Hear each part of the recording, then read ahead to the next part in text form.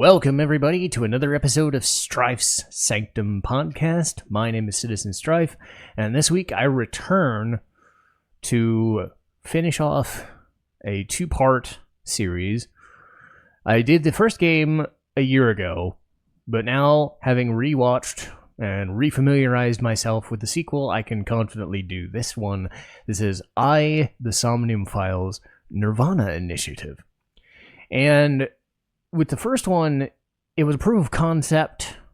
Still a few issues and little bugs to worry about, because you have to remember that the person who wrote this game did the Zero Escape games. And the Zero Escape games were a series of escape room sort of situations added in with a, let's just say, unique sensibility of time, space, fantasy, sci-fi kind of stuff with an air of, I don't know how you would describe it, conspiracy theory and murder mystery and secret society kind of stuff. It's very unique. Let's just put it that way. It's a unique set of visual novels. They were in the DS era, 3DS, PlayStation Vita, stuff like that. And Somnium Files came out 2018, 2019, and kind of continued that tradition in a different style of gameplay, different characters, different setup. But once you read the dialogue and once the game gets going, once you start seeing where they're going with some of the stuff, you get the hallmarks right away. If you've played specifically Virtue's Last Reward, you kind of know the setup of these kinds of games, where they move in a path and you finish all the paths and you have to kind of go in different orders and try to learn different things and try to get little nuances of each case so that you can keep moving until the conclusion. There's no real failure state unless you're doing the Somniums themselves, by and large. So you're really following the story along. And what really sells the original game is the characters and kind of the grittiness when the story gets going, because it is a murder mystery sort of thing, and they don't hold back. What really holds the game back, and what I unfortunately see about the sequel, is when the game wants to have gameplay. But to a point, they've tried to mitigate it, and thankfully, when I played it a couple of years ago, and then I rewatched footage now, it does make a statement that it is at least trying to do a little bit better. Still rough around the edges, I'm not gonna lie. So it's not a game for everybody, but it's a weird sort of visual novel slash QTE fest slash, and I wouldn't even call it an escape room.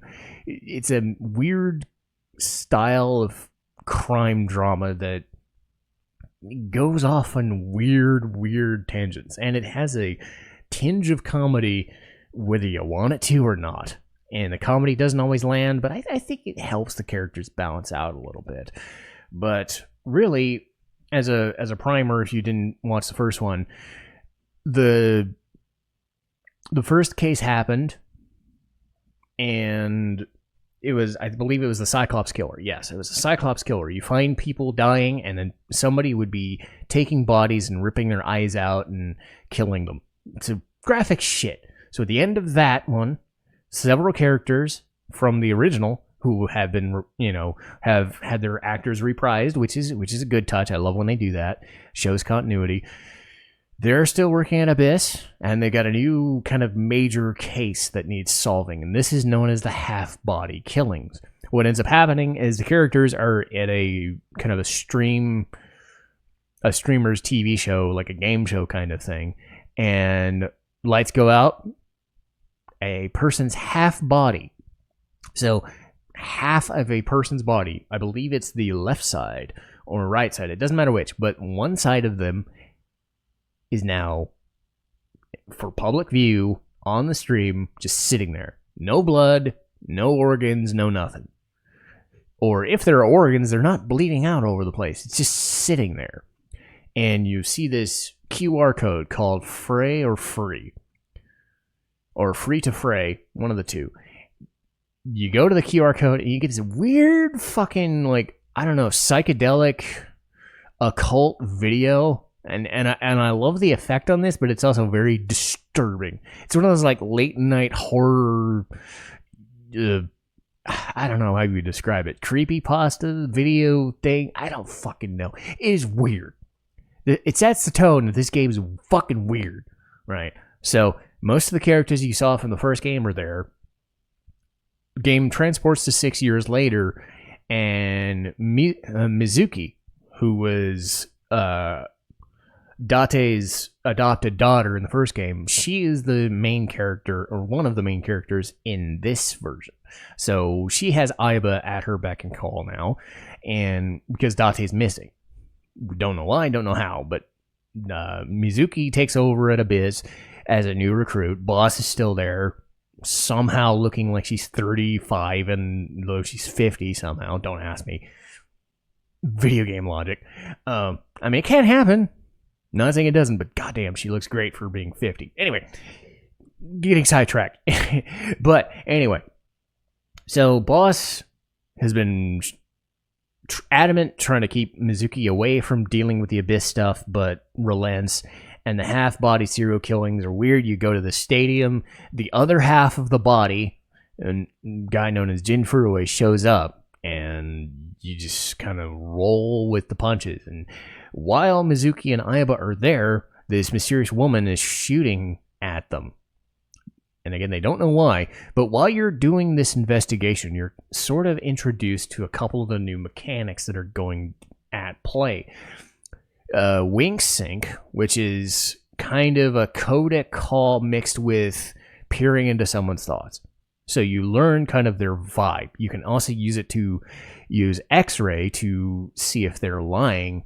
I want to say that was in the first game, but the Wink Sync plus that heat signature vibe really gets you to understand the characters at play and their motivations, and if they're lying or if they're panicky or something of that nature. So little additions to the investigation part, because really the investigations boil down to talking to everybody, and you don't have to use every single bit of dialogue. Some of it's funny, sometimes it's not.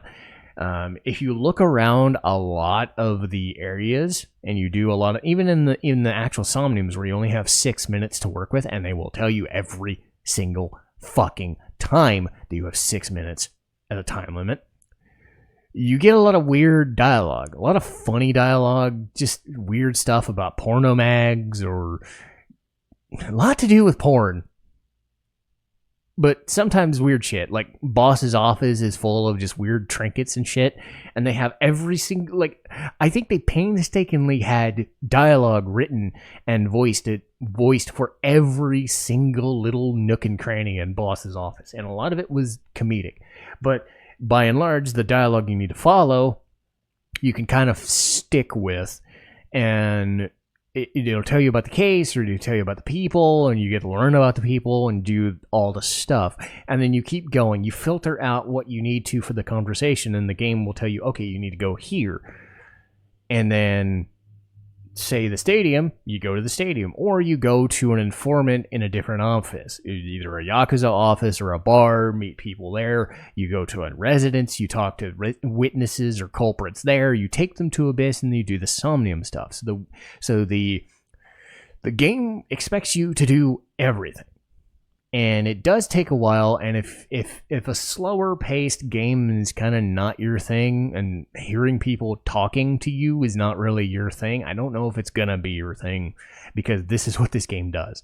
It's a lot of talking. Thankfully, it's all voice acted, and that's one of the things that I appreciate recently with the Persona 3 Reload remake, is fully voiced social links. It's kind of the same vibe.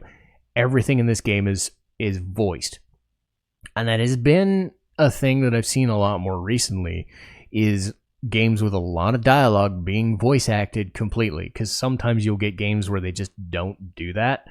And it drove me nuts in like East 9, where you'd have the dialogue scene and you'd have the important scenes, and then you'd have like a 5-minute cutscene that wasn't voiced, and you just, read text in the same scene. It just makes no sense. But anyway, so you're going through all of that stuff with the Somnium Files. You're working your way through the cases, and you're talking to different people.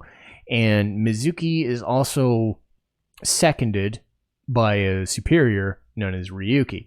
Ryuki is voiced by Stephen Fu, who was in the case study of Vanitas, was the second actor to play Naofumi in Shield Hero, stuff like that. He's been around. He does good stuff. He plays Ryuki, and Ryuki's whole thing is he is kind of suffering from like PTSD or some other type of illness. He's not mentally all there, and everybody knows it.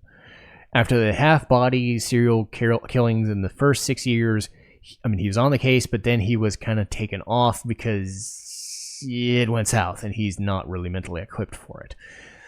And he has these fits and episodes where he's like either off drinking somewhere or he's really fucking weird and the screen goes all glitchy and he starts talking weird, and his AI ball, Tama, Inares Quinones, I have got that pronunciation all wrong, I'm sorry. But Tama, much like Aiba, a little bit more curt, a little more pissy, but at the same time fits Ryuki a bit more because she's more go up and get him. Aiba's more reserved and kind of snarky. Tama is like more in your face and pissed off when Ryuki's a bit of a simp. But to be fair, he's been through a lot of shit, so she's also supportive, but she tries to kick his ass, figuratively, and they fit better. Aiba works well with Date, both Dates, because they're a bit snarky and a bit more sure of themselves, but they're not all not always right about who they actually are. So Aiba just kind of rolls her eyes at the sarcasm. Tama will, do weird stuff, like she'll laugh at weird comedy, but then say, "Well, I don't see you being comedic. You fucking suck. Why are you doing all this shit?" She yells at Ryuki a lot. So you get that balance there. These 4 characters are kind of the meat of the game. And then you've got the characters from the old game. Date still makes appearances here and there, but he's not like the main focus. Boss and Pewter still at Abyss doing their thing. The main kind of crux of these characters now is a different set of main witnesses, culprits, allies, whatnot. The main few are Amame Doi, voiced by Faye Mata, Gen Ishiagane, voiced by ProZD, Sung Won Chu, Kizuna Chieda, voiced by Amelie, Lien, Yoongi Chan, Andys Komeiji, Brent Mukai, and Shoma Enda, and voiced by Greg Vinci Guerra. So all of them kind of fit in the same sphere of influence and do their own thing as allies, suspects of stuff that's going on. So a lot of the people that were in the original game, like Iris and her mom, Momokura, and other people, they take a kind of secondary role. Even Date, who was the main character in the last game, just kind of sits there in the background when you find him. He's still there, still as great as ever, but he's not the main focus. It's Mizuki and Ryuki this time. So you get a different side of things with different characters, and you learn things about, like, Amame was in the first game, but she was only there as a side character. This time she's a main character, little weird things like that. New introductions to characters, like Gen is this huge fucking guy who wears a clown mask because he's like the Beast or something, or like Sloth from the Goonies, who gets like picked on and shit and tries to hide his identity, but he's like hidden in this giant outfit, masterful cook in a different way. So you go to see him a lot. You go to see the mama from Marble, as the informant again. So you balance out old characters and new, and nobody really feels shoehorned in because, again, you're doing a different set of characters. Kizuna is a lot like Iris, model, streamer, dancer, shit like that.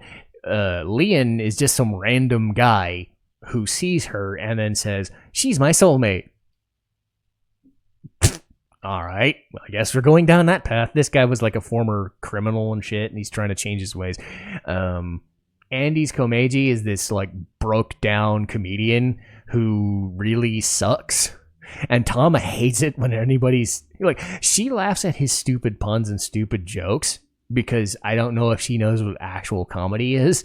But I guess she understands his plight, because think of all the comedians or all the actors or all the whatever who don't make it and try to make do with the life they're given. And this guy barely gets like a gig a month and can barely survive. And he's scratching and clawing his way to try to support a son who kind of doesn't like him anymore, you know?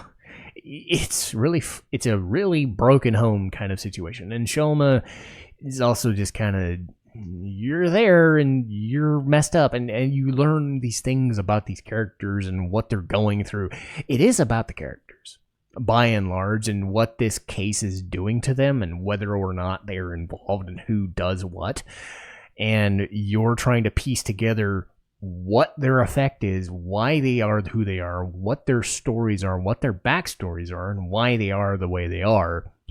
And then all the while you're doing that, you get this issue with the original game had this like fake secret society. They turned it into a real one this time. It's called Nizet Laws. And it's as weird as it sounds.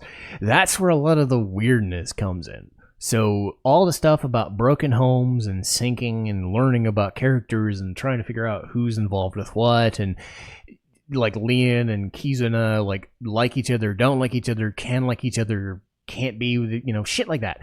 They have their own side story going. The Shoma, you know, the Enda household has their stuff going. Amame and Gen have their stuff. So everybody's involved as you piece together. And then you have Nizet Laws, the main, I guess you would call them antagonists in a way. You got Tokiko Shigure, who's voiced by Laura Post, who was, she was Kasumi in Persona 5. So she's there as this, like, conglomerate owning branch of Nizet Laws. And when you get to her dialogue, she spouts all the fucking weirdness. All this weird stuff about the world is a simulation, and there are seams in the world, and if you attack the seams, then the world breaks, and the god or the creator of the world, you know, weird ass shit. So the stuff that you would remember from Zero Escape or even the first the Somnium Files game, you learn from this, and it is weird. And stuff like the Mandela effect or the butterfly effect, and just going off weird tangents. You get that shit. You also get a character named Chikara Horadori, this weird ass fucking guy, this scientist voiced by Frank Todaro.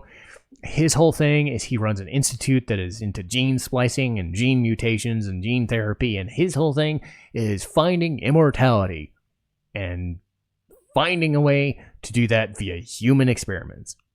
It's fucking icky. It's disturbing. It's wrong. And yeah, what's also true is that there's a person known as Terror coming around fucking everything up. And Terror, much like Zero from the other games, is usually masked. You can't figure out who he is, and he's talking in riddles and shit. And he's the main culprit of these killings. You don't know who it is. You don't know why. You don't really understand it. But as the game goes on, you keep doing somniums, you keep learning things, and you figure out his identity. You figure out who's doing what, where, why certain things happen, how everything ties together in the story. And again, a lot of it has to do you like crime thrillers? Do you like a little bit of weirdness and, you know, sci-fi fantasy with your crime thrillers? Do you like learning about characters and dark situations? Because this game is dark, even with some of the comedy it throws in just for levity's purposes. It really makes you kind of knuckle down and force your way through sometimes. Not saying that in a bad way. I'm just saying that if you're more into I just want to play and just do a lot of gameplay stuff, this is not the game for you. You will be talking to characters a lot, and you will be learning about characters. If that's the sort of thing you like, if you like, say, the Phoenix Wrights or the Danganronpas or the zero escape games and talking to characters as opposed to the gameplay stuff, this is probably for you, because the gameplay, honestly, is the weakest part of these games. It's unfortunate. I said before, the Somniums have been redone a little bit better, as have the QTEs, but they're still weak. Mostly the QTEs. The QTEs suck. They just do. In the investigation sequences, I forgot to mention the... there's also a different aspect of the investigations where you're doing 3D X-ray effects in kind of a blue filter detective mode kind of thing. You're looking at things in a different way, just from investigation purposes. So you're investigating them normally, but then you're also investigating them with Ayabo or Tama's help, and they're piecing together the crime scene as it was when you saw them from a different way, and you're kind of working through evidence and stuff, much like you would in the original game, and just doing it in a different way. With Somniums, that 6-minute time limit can sometimes be an issue because the original game didn't have any difficulty changes, so you could make it harder or easier on you, and this is something that the game really changed, was having the amount of time, or even like a fourth of the time constraints, giving you a little bit more leeway to kind of figure things out. Because if you screwed up and you had to retry from a certain stuff, you could kind of soft lock yourself sometimes because you're walking around trying to do things. At least with the difficulty changes, you're given a little bit of a crutch, and I appreciate that, because now I have a little bit less inclination to just look up a guide. I still would, by and large, because I'm there for the story. But if you're struggling to work your way through, okay, this does this thing, but I need to do this thing to progress, or I need to go down this side path to open this side story, how do I do that? You're given a little bit more leeway, especially with the later parts of the game where it gets a lot longer and a lot more intricate and a lot more stuff is there, because you're forced with 6 minutes to go to use timies or to change the flow of time in a certain aspect. Did you run out of time? Do you need more? Do you need to investigate a different thing? Do you need to find other things? These Somniums force you to piece together narrative. You're also given slight hints. So as you're investigating, you're given little hints, kind of these crude and cryptic sentences that are tied to the mentality of the person you're syncing with. And that should help you kind of guide your way, but it doesn't intrude. They don't give you the answers unless you look them up, like I do, because I'm a chump. but it is a puzzle. It's a puzzle to try and figure out how these Somniums work and where you're trying to go, and digging deeper into a person's psyche and trying to get the information to get the case going forward. And that part is still very engrossing. I like it more now that I'm not stressed for time. But you don't have to use the difficulty. You can change it to be the same as it was in the original game, or harder, and that helps. That's also true for the QTE sequences, which I will maintain was the worst part of the original game, because the animation budget in this game is honestly pretty weak.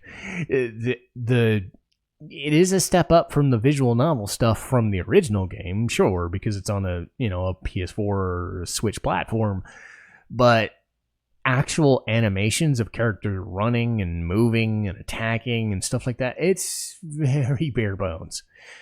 And the QTE sequences are also very bad. You have to kind of hold a reticule in an area, wait for it to load while there's a timer going on. So you're trying to aim and then press a button. If you miss the button, you fuck up.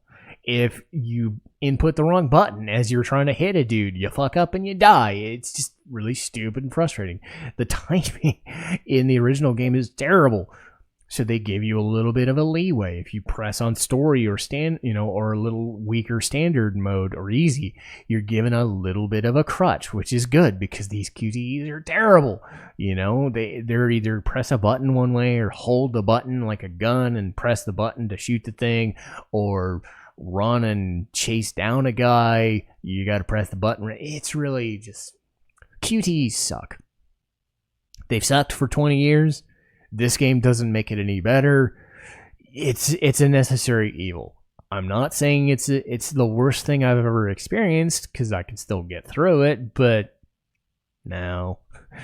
The Somniums are better designed, but those QTEs are just bad. I get why they do them, because they're trying to give you some engagement in the gameplay department, but I'd rather they don't have them at all. It's more for style points than anything, but again, the gameplay is kind of...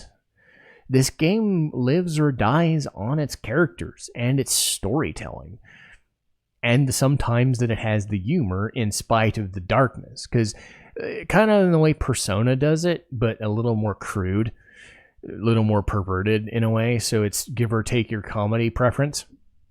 But it is a dark franchise. It's a crime drama, and people are dying, and you're learning how they die, or, learning how to solve their mysteries. That sort of stuff is engrossing, and the characters are all fleshed out and neat. So to be let down by these, weird QTEs and, the Somniums are take it or leave it, the main gameplay part of the game, because it's not a walking simulator. It's not it's a visual novel with some elements of gameplay, but until they fix that, it's kind of like Danganronpa or Raincoat. The gameplay stuff is the worst parts about the game, It's kind of frustrating. And I get it. They're not high-end AAA game experiences. They're not meant to be higher-end experiences. They are budget, very low budget, but they still do enough to give you what you need to. So if you're looking for a visual novel with good characters, you're gonna find it. If you're looking for gameplay that's very engrossing, you're probably not gonna find it.